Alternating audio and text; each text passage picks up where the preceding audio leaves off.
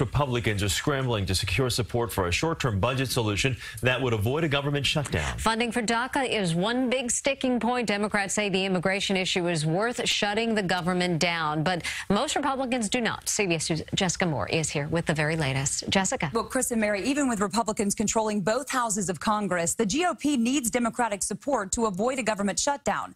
And many Democrats are threatening to vote against government funding set to run out tomorrow night if there is no deal on DACA or deferred action on childhood arrivals. As House Republican leaders move to avoid a government shutdown, it is still unclear whether the GOP will have enough support to keep the government open. Democrats vowing to support the measure only if it includes protections for immigrants covered under the DACA program. House Speaker Paul Ryan saying the military is being used as a bargaining chip.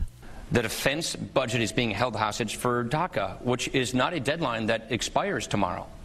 DACA is down the road. And we want to fix DACA. Let me just be really clear. We think this needs to be addressed. We want to fix this. Good faith negotiations are underway right now. But we should not be holding hostage the military for this. Small bipartisan groups in the House and Senate have already reached a deal. To me, it's a layup. You have a reasonable DACA solution with some border security. But President Trump responded to one of the plans saying, quote, "It's horrible for the security of our country." So now Senate Majority Leader Mitch McConnell is starting over. I'm looking for something that President Trump supports.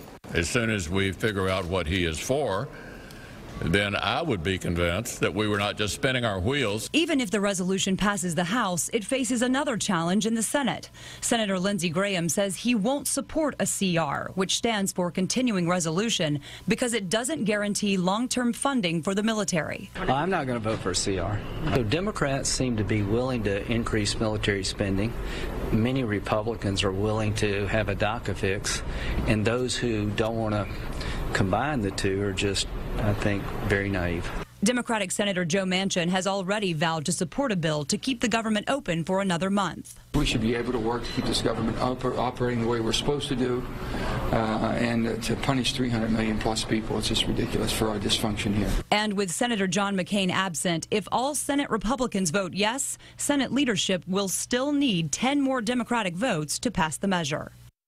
House Republicans are expected to vote on the short-term deal tonight. If Congress does not pass a bill approving more money by midnight on Friday, most federal agencies will be forced to stop operations.